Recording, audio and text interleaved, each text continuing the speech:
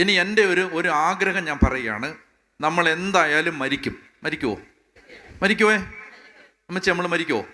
ഉറപ്പായിട്ട് മരിക്കും. അമ്മച്ചിയും മരിക്കും, ഞാനും മരിക്കും, അല്ലേ? മരിക്കുമ്പോൾ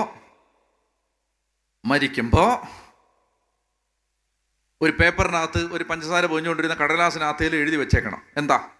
ഞാൻ മരിക്കുമ്പോൾ എൻ്റെ നെഞ്ചത്ത് ഞാൻ വായിച്ച എൻ്റെ ബൈബിള് വെച്ച് അടക്കാവും. അത് ആരോടേലും പറഞ്ഞേക്കണം. എൻ്റെ ബൈബിള് വെച്ചേ അടക്കാവൂ. അതിന് ഒരു ബൈബിള് വേണം. വായിക്കാൻ അറിയത്തില്ലെന്ന് പറഞ്ഞ് വാങ്ങിക്കാതിരിക്കരുത്. എന്ത് വില കൊടുത്തും ഒരു ബൈബിള് വാങ്ങണം. ഇനി ഇല്ലെങ്കിൽ ഒരു ബൈബിള് വാങ്ങാൻ നിവർത്തിയില്ല, അരി വാങ്ങിക്കാൻ പോലും നിവർത്തിയില്ല.